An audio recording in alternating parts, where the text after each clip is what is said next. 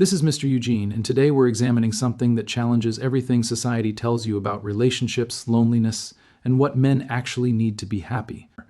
A 62-year-old man left a comment on one of my recent videos that made me stop and read it 3 times, not because it was angry or desperate or filled with rage, but because it was so calm, so clear, so obviously true that it cut through decades of cultural conditioning in a single sentence. I spent 18 years feeling invisible in my own marriage. Now I live alone, and I've never felt more seen by myself. And here's what makes that comment even more powerful. I keep seeing variations of this same revelation everywhere. Different men, different ages, different life stories, all arriving at the exact same conclusion. Men who walked away from relationships and marriage. Men society said would wither away in loneliness and die with regret. They're not withering. They're flourishing. These men aren't gritting their teeth through solitude while secretly wishing they had someone. They're not sitting in empty houses drowning in loneliness. One man captured it in a way that hit me like a thunderbolt. People keep asking me how I'm coping. I tell them, there's nothing to cope with. This is just living, not I'm learning to manage the loneliness, not I'm getting through each day. Simply this is just living, normal living, the way it should have been all along. So when did this happen? When did being alone become treated like a terminal diagnosis? When did we collectively decide that a man without a romantic partner is fundamentally broken? That choosing solitude over partnership means you've given up on life? Because here's the truth that nobody wants to acknowledge. The loneliest men in America aren't living by themselves in quiet apartments. They're lying next to someone in a king-sized bed, staring at the ceiling at 2 a.m., wondering when they became so irrelevant in their own lives. They're married, and they're disappearing.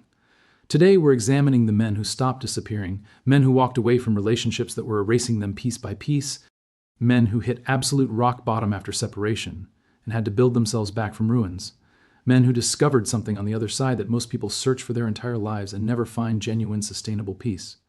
We're examining the collapse, the devastating period after relationship dissolution that nobody talks about honestly, the reconstruction, how men actually reassemble themselves, the critical distinction between solitude and loneliness that transforms everything, and the liberation, what these men found that they didn't even know existed when they were partnered. This isn't about dismissing all relationships or promoting isolation.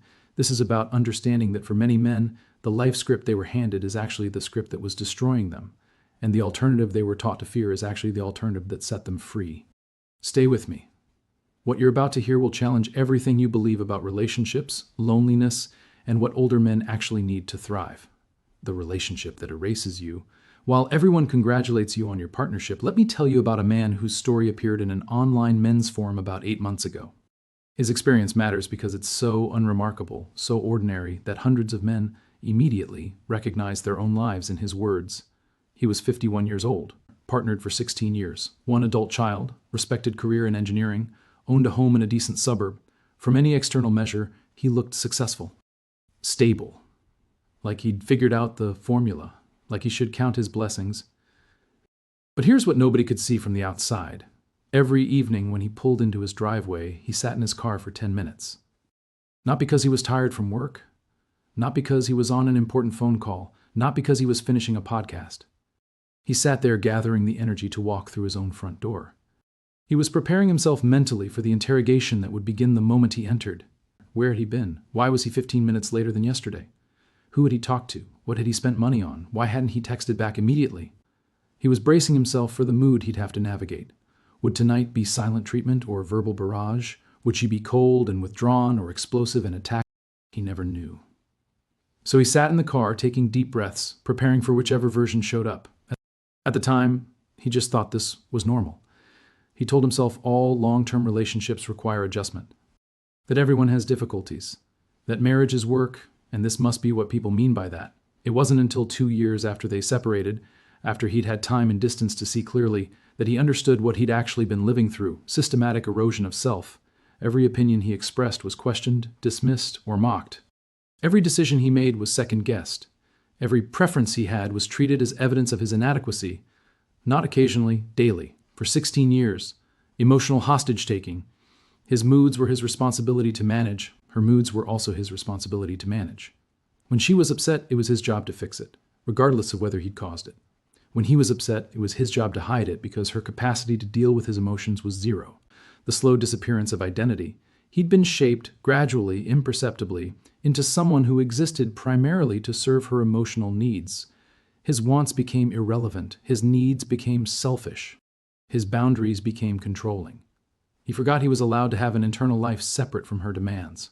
He was in survival mode, not building, not growing, not living. Surviving, managing, getting through each day without triggering the landmine that was her unpredictable emotional state. And here's what makes survival mode so devastating. You don't recognize you're in it until you're out. The fog is so dense you can't see your own outline anymore. You forget what it feels like to have a thought without immediately calculating how she'll respond to it. You forget what it's like to make a decision without preemptively defending it. You forget what it's like to exist in your own home without hypervigilance. You forget who you were before you started shrinking. And the worst psychological trap, the one that keeps men imprisoned longest, you begin to believe this is what you deserve. You tell yourself this is just what committed relationships look like after the honeymoon phase, that everyone's partnership gets difficult, that the problem is your unrealistic expectations, that if you were just more patient, more understanding, more accommodating, things would improve. You stop trusting your own perception because every time you try to address something that bothers you, it transforms into a 3-hour argument where somehow you end up apologizing for bringing it up. So you stop bringing things up. You stop having preferences. You stop advocating for yourself. You shrink. You fade. You become a ghost in your own existence. And everyone on the outside keeps telling you how lucky you are, how stable your relationship looks, how you've built something admirable. And one day it ended. For this man, the separation was mutual, both of them exhausted, both of them knowing it was over even if neither wanted to admit failure. For some men, she leaves. For others, they finally find the courage to walk away. For many, the relationship simply collapses under accumulated weight. And that first morning waking up alone in a new apartment, he prepared himself for what every movie, every TV show, every cultural message had told him would happen, the crushing loneliness, the devastating regret, the realization that he destroyed the best thing in his life. None of it came. Instead, he wrote, "I woke up and realized I didn't have to brace myself for anything. I could just exist. I haven't felt this calm since I was in my 20s. Think about those words carefully. A man who spent 16 years in a committed partnership, and the day it ended was the first day in decades he felt permission to simply exist without defense. The pattern emerges once you know what to look for. That man's experience isn't unique. It's not an outlier. Once you start paying attention, once you look past the cultural narrative about lonely single men, you see this pattern everywhere. In Reddit forums, in YouTube comments, in private conversations with men who finally feel safe enough to speak honestly about their lived reality. Subscriber named Thomas left this comment. The worst part wasn't the arguments, it was the years where I felt like a service provider in my own relationship, like my function was to enable her life while mine slowly stopped existing. Not bitterness. Observation. A man describing the experience of becoming instrumental rather than integral, valued for what he provided, not for who he was. And the research validates what these men are reporting. 40 to 50% of divorced men describe something researchers call post-dissolution thriving, not just recovering, not just adapting, not just learning to tolerate their new circumstances. Thriving, reporting higher life satisfaction, better mental health, and greater overall well-being than they experienced during their marriages. These aren't dysfunctional men who failed at relationships. These are men who escaped toxicity and rediscovered what peace actually feels like. But we need to be honest about something critical. Before the thriving, before the peace, before the freedom, there is something darker that most men have to navigate first. The collapse. The brutal period nobody prepares you for. I'm not going to sanitize this section because showing you only the success stories without showing you the valley would be dishonest about what this transition actually costs. The collapse is real, the collapse is severe, and the data documents it clearly. Men experience a 10 to 40% reduction in standard of living after divorce or major relationship dissolution. The shared home is sold or he moves out. Assets are divided. Accounts are split. Sometimes there's alimony, often child support, always lawyers. The average contested divorce costs $15,000 to $30,000 in legal fees alone, and that's before you account for everything else. Setting up a new household, replacing furniture, the financial hemorrhaging that happens when one life becomes two separate expensive lives. But the financial devastation, as real as it is actually the measurable part. You can count money. You can track losses. You can calculate what disappeared. The emotional and psychological cost is where it gets dark. And this is the part society actively avoids discussing. Separated and divorced men show suicide rates 2 to 3 times higher than married men, not slightly higher. not marginally elevated, 2 to 3 times higher. In that first year after major relationship dissolution, when everything is rawest and the future is most uncertain, the risk spikes even higher. Pause and actually absorb that statistic. We're talking about men deciding that death is preferable to continuing their post-separation existence at rates that should be treated as a public health crisis. And it's not because these men are weak or broken or incapable. It's because everything they anchored their identity to, provider, partner, possibly father in the same house, gets stripped away simultaneously. And nobody prepares you for what that simultaneous loss actually feels like. It's the shame of calling your parents at 50 or 60 years old and saying it's over, watching them try to hide their disappointment, seeing the questions in their eyes. Couldn't you have tried harder? What did you do wrong? Haven't you failed at the most important thing? It's the friends who slowly vanish because your presence creates discomfort. You're evidence that relationships end, that marriages fail, that what they have isn't guaranteed. Coupled friends drift away. Single friends don't know how to help. You end up isolated when you need community most. It's moving into an apartment that feels temporary even 6 months later. Eating dinner standing at the counter because sitting at a table alone feels too pathetic. Waking up disoriented, forgetting for a moment that this is your life now. It's 4 a.m. insomnia, where your brain won't stop replaying every mistake, every argument, every moment you should have handled differently. The obsessive analysis of where it went wrong, the guilt about what you could have done differently, the shame of failure. It's the gut-wrenching realization that you failed at the thing you were supposed to succeed at. The thing that defines adult manhood in society's eyes. The thing that was supposed to complete you and give your life meaning. Some men describe it as grief, except there's no funeral, no ritual, no community support. Just you, sitting in the wreckage, expected to show up Monday morning and perform at work like your entire world hasn't imploded. Expected to be functional. Expected to be fine. Expected to just handle it. Because that's what men do. That's not weakness. That's what happens when you lose your home, your partnership, your daily structure, your financial security, your sense of purpose, and your identity, all at the same time. And society tells you to just man up and deal with it. A subscriber named Richard described his collapse. Age 58, married 31 years when it ended. Lost the house, lost half my retirement, moved into a one-bedroom apartment with furniture from IKEA like I was 25 again. Spent the first 3 months thinking I'd destroyed my entire life. Couldn't sleep, couldn't eat, couldn't see any future that didn't look like punishment. 31 years of marriage, 58 years old, starting over with IKEA furniture and existential despair. And he's one of the men who made it through. He's a survivor. But think about what those first 3 months cost him. The psychological toll of believing you've destroyed everything. Why I'm showing you this, if you're in the collapse right now, if you're in that collapse right now, if you're in month 2 of separation wondering if you'll ever feel normal again, if you're lying awake at 3 a.m. convinced you've ruined your life, if you're questioning whether you can survive this, don't close this tab. Because what I'm about to show you will change how you see what you're going through. I'm going to show you men who went through collapse worse than what you're experiencing right now. Men who hit bottom harder than you're hitting it, and emerged on the other side with something most people search for their entire lives and never find. But first, you need to understand how they got from collapse to construction. The collapse doesn't last forever. The darkness isn't permanent. Men who survive the collapse and do the work to rebuild, many of them construct something better than anything they had before. Researchers document post-traumatic growth, measurable improvements in mental health, life satisfaction, and psychological resilience of 25 to 35% in men who navigate this transition successfully. So what separates the men who stay broken from the men who rebuild stronger? The reconstruction. The reconstruction, when men choose to build rather than return, what does it actually look like when a man rebuilds himself after collapse? Let me show you a real example that illustrates the mindset that works. A man on a divorce recovery forum documented his entire reconstruction process. He was 41 when his wife left after 13 years. He described his initial state as completely hollowed out, like everything that made him himself had been scooped out, and he was just a shell going through motions. But instead of staying in that hollow state, he made a critical decision.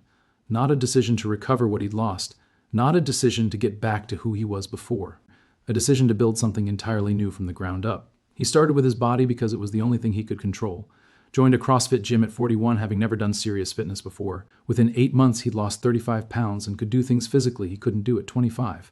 The gym became his anchor, the one place where effort directly produced results with no negotiation. He took up woodworking, something he'd always been curious about but had dismissed as impractical. Started with small projects, cutting boards, simple furniture. Within a year, he'd built his own dining table, something he'd made with his own hands that would last decades. He started therapy focused specifically on understanding relationship patterns.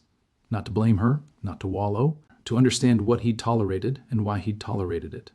To identify the early warning signs he'd ignored. To build the internal compass that would prevent him from making similar choices again. And he did something that surprised even him. He forgave her, not because she asked for it or deserved it, but because he realized carrying resentment was like continuing to let her control his emotional state even after she was gone. His words at the 18-month mark, "I'm not who I was before the marriage. I'm not who I was during the marriage. I'm someone I built intentionally. And for the first time in my adult life, I actually like who I am. Not recovered, not back to normal, intentionally built." That's the shift that changes everything. The reconstruction isn't about returning to who you were before the relationship.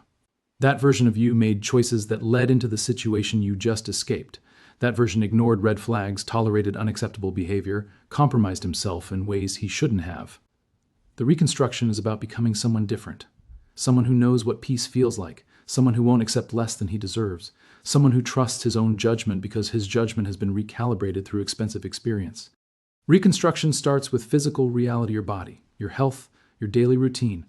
When everything in your life feels chaotic, when your relationship status is uncertain, when your finances are rebuilding, when your living situation is temporary, when your future is unclear, physical training is the one domain where effort equals outcome with perfect reliability. You lift weights, muscles grow. You run, cardiovascular capacity improves. You eat well, body composition changes. No arguments, no negotiations, no moving goalposts, just direct cause and effect. For men emerging from relationships where nothing they did was ever adequate, where every effort was minimized or criticized, that direct correlation between input and output is psychologically healing in ways that extend far beyond fitness. Then it expands outward new skills, new interests, things you wanted to explore but never had time for because you were managing someone else's emotional state, accommodating someone else's preferences, trying to maintain someone else's happiness. Men learn languages. They take up photography, they start consulting businesses. They travel to places they've wanted to see for decades. They book trips that align with their interests on timelines that serve their schedules without negotiating every detail. And somewhere in this reconstruction process, something fundamental shifts. They stop seeking external validation. They stop needing someone else's approval to feel okay about their choices. They stop looking for permission. They start trusting their own judgment again. Judgment that got clouded by years of being told their perceptions were wrong. Their reactions were excessive, their needs were unreasonable, their boundaries were controlling. A subscriber named Marcus, age 68, commented, "Ex-wife left 11 years ago after 26 years of marriage. Took me 3 years to stop feeling like I'd failed. Took another 2 to realize I'd actually succeeded at escaping something that was slowly erasing me. Now at 68, I'm healthier, happier, and more purposeful than I was at 40. 11 years later, not just surviving, not just coping, healthier, happier, and more purposeful than he was during the marriage. That's not recovery, that's transformation.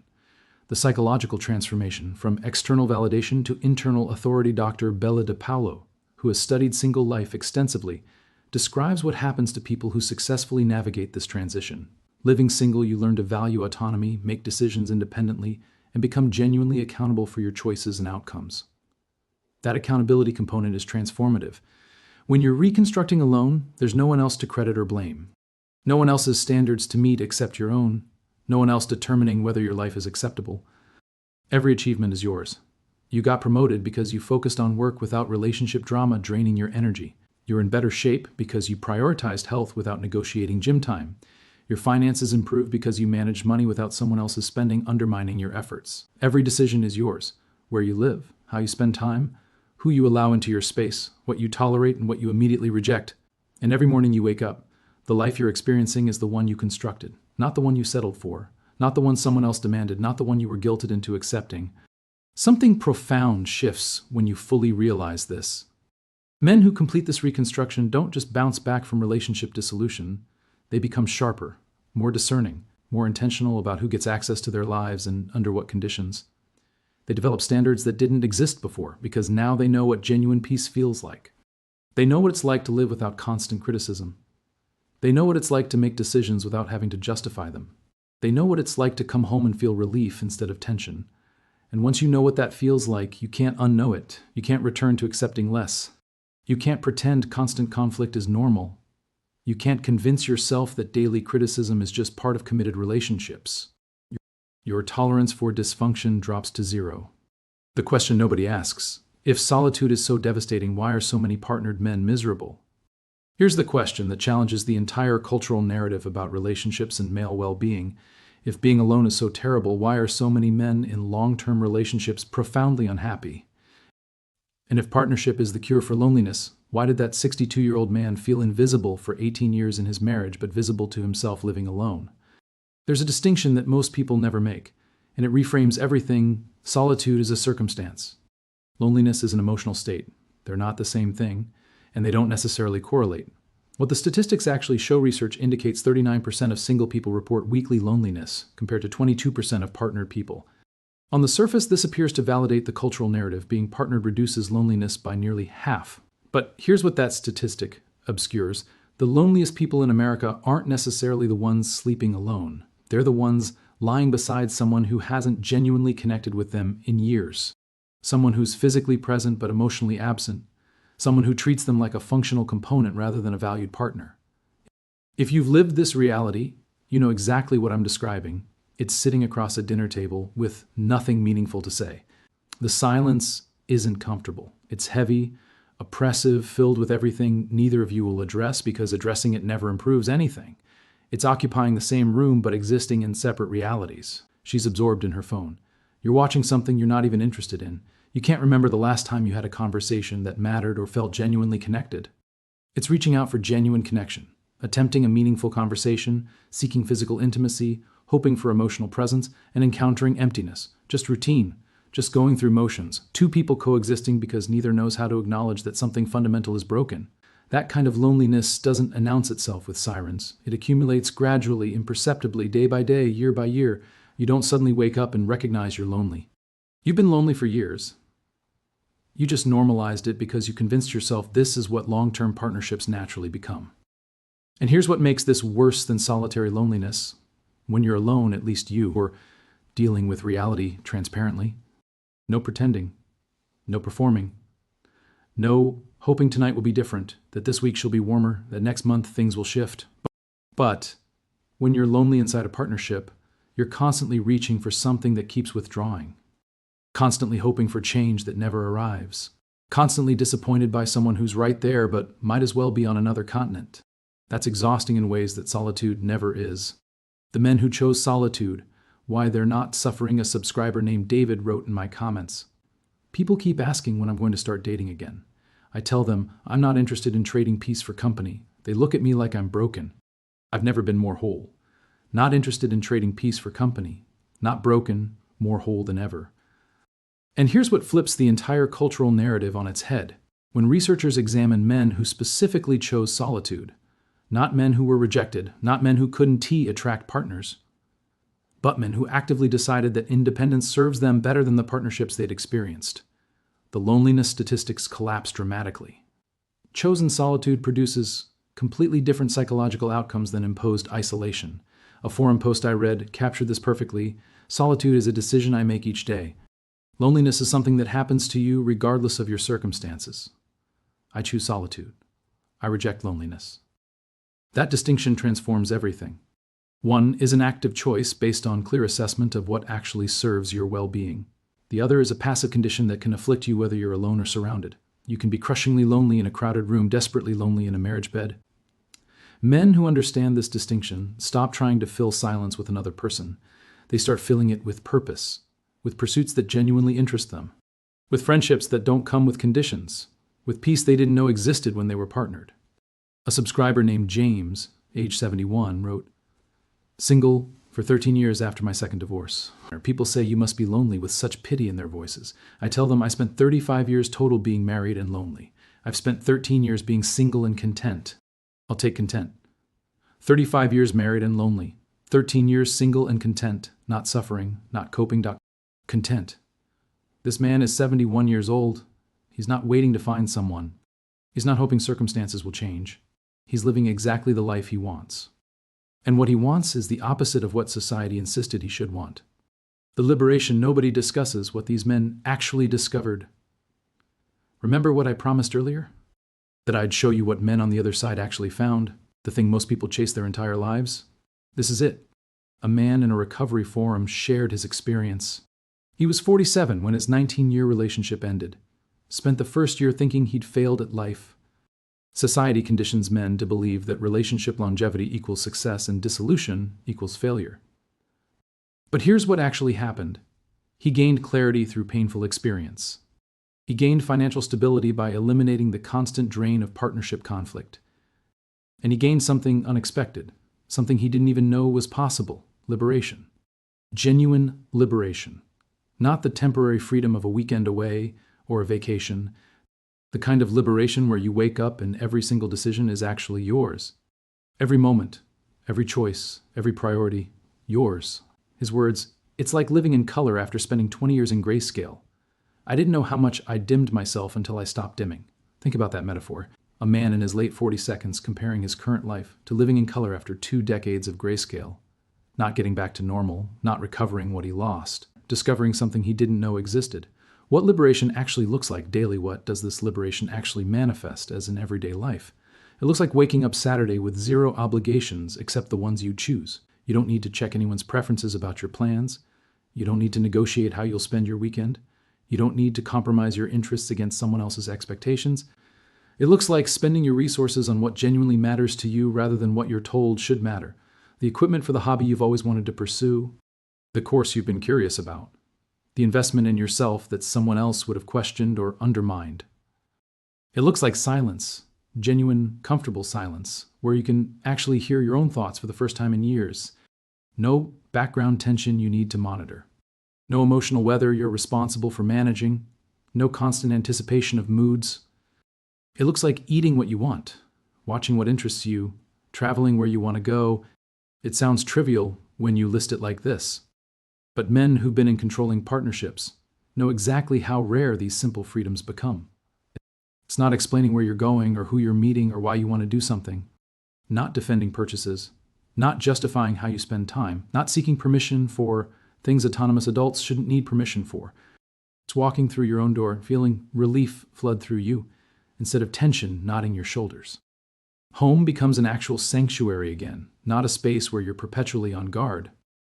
It's making plans and then changing them without guilt trips or interrogations or sulking punishment waiting on the other side.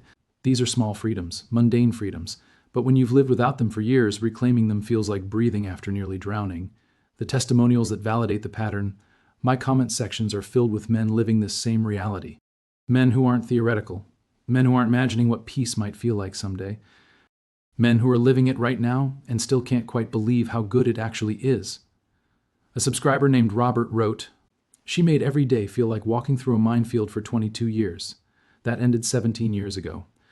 And I still wake up some mornings and feel grateful I don't have to navigate that anymore. 17 years of peace, and it still feels like a gift. 17 years later, and he still wakes up grateful. Not occasionally. Not on good days. Not regularly enough that he mentioned it. Most people can't maintain gratitude for anything beyond a few weeks. This man maintains active appreciation for his freedom 17 years after achieving it." Another subscriber, William, shared, "Divorced at 54, raised my teenage son alone after that. He's 31 now and doing well. I'm 63, retired early, and have never been more at peace with my life. People tell me I should get out there and date. Why would I trade peace for potential chaos? Raised a son alone through the teenage years, one of the hardest parenting phases, made it through. Son turned out well, now at 63, retired early, completely at peace, and people are telling him he should get out there. Like his peaceful, satisfying life is somehow incomplete without romantic drama." Or his response, "Why would I trade peace for potential chaos? Not defensive, not bitter. Simply, why would I downgrade my life?" The phrase circulating in 2026 captures this mathematics bluntly. No women, no chaos. Sounds harsh to people who haven't lived it. But for men who've calculated the actual costs, the conflict, the drama, the hypervigilance, the constant criticism, the emotional labor, it's just arithmetic. They subtracted chaos from their lives, and what remained was peace. Calm, clarity, control. The 3 things most men surrender without even realizing it the moment they commit to the wrong partner. Addressing the predictable objections, they're just bitter and alone. I know what you're thinking. I know what society reflexively says about men who choose solitude. They're just bitter. That's the default dismissal. Bitter, angry, damaged, couldn't maintain a relationship, so now they've given up and are rationalizing failure as choice. Let's address this directly. They're just bitter. Some men bitter after relationship dissolution? Absolutely. Some are. Betrayal can create lasting resentment. Financial devastation can generate permanent anger. Custody battles can harden hearts. But that's not what I'm observing in thousands of comments from men describing their lives post-partnership. What I see are men who performed careful analysis. They examined what relationships cost them, financially, emotionally, psychologically, spiritually. They added up the toll, and they concluded the price exceeded the value. That's not bitterness. That's informed decision-making. That's wisdom purchased through expensive experience. They'll regret it when they're old, will they? Because men in my comments who've been single for 10, 15, 20 plus years aren't describing lives filled with regret. They're not lamenting missed opportunities or relationships they wish they'd pursued. They're describing peace.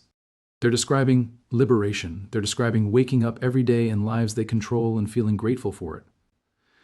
A subscriber named George, age 73, wrote, "I've been married twice, widowed once, divorced once. I've been alone for 16 years now. At 73, I can tell you with absolute certainty I will never surrender my autonomy again. People call it loneliness. I call it freedom, and I've never been happier." This man has experienced partnership in every form available, marriage ending in death, marriage ending in divorce. He knows both sides intimately. And at 73 years old, he's choosing autonomy, not because he can't find someone, not because he's given up, because he's compared both lives and autonomy wins. He's not calling partnership relationship or companionship. He's saying he won't surrender autonomy, and he's happier than he's ever been. Men need relationships for health. This one sounds scientific, and yes, studies show married men have slightly longer average lifespans than single men, by a few years, statistically. But those studies don't distinguish between healthy partnerships and toxic ones. They don't account for chronic stress from constant conflict. They don't measure health impact of years spent in hypervigilance. They don't factor in the physiological toll of daily criticism. You know what else extends lifespan and improves health? Reduced chronic stress, quality sleep, control over daily routines and schedules, choosing what you eat and when you exercise, not living in constant conflict. Men who maintain strong friendships, stay physically active, invest in their well-being, and cultivate purpose and meaning. They don't need romantic partnerships to be healthy. They need purpose. They need community. They need physical health. They need mental engagement. They need autonomy. None of those require a romantic partner. Final thoughts. The peace you didn't know was possible. Let me return to where we started, that 62-year-old man who felt invisible for 18 years in his marriage, but visible to himself living alone. That statement isn't anomalous. It's not one bitter man's distorted perception. It's not an outlier. It's a pattern repeated across thousands of men spanning ages, backgrounds, life circumstances. Men who discovered that the life they were told they needed was actually the life slowly erasing them. And the life they were told to fear, the life of solitude, of autonomy, of choosing themselves, turned out to be the life that restored them. These men aren't coping. They're not white-knuckling their way through loneliness while secretly wishing they had partners. They're not suffering silently while society judges them as failures. They're thriving. They're peaceful. They're free in ways they didn't know were possible when they were partnered. They collapsed after relationship dissolution, financially, emotionally, psychologically. The fall was real and brutal and nearly destroyed some of them. They reconstructed themselves from ruins, not into who they were before, but into something stronger, clearer, more intentional. They became men who know what peace feels like. And once you know what peace feels like, you can't unknow it. You can't accept constant conflict as normal. You can't pretend daily criticism is just part of committed partnerships. You can't convince yourself that hypervigilance in your own home is the price of companionship. Your tolerance for anything less than peace becomes absolute zero. The cultural narrative insists men without romantic partners are incomplete, broken, failing at life, destined for loneliness and regret. The reality these men are living tells a completely different story. Sometimes the most courageous thing a man can do is walk away from what everyone insists he should want and build the life that actually serves him. Sometimes solitude isn't loneliness. Sometimes it's liberation. Sometimes being alone isn't failure. Sometimes it's the highest form of self-respect. And sometimes men who walk away from partnership aren't giving up on happiness. They're finally claiming it. Drop a comment about your experience. Are you living this reality? Are you in the collapse right now? Are you rebuilding? What does peace look like in your life? Subscribe because this channel will continue examining uncomfortable truths about modern relationships that society doesn't want older men to understand, and the alternatives that might actually serve your well-being better than the scripts you were handed. Stay free, stay peaceful, and never let anyone convince you that the life you're building is wrong just because it doesn't match what they think you should want.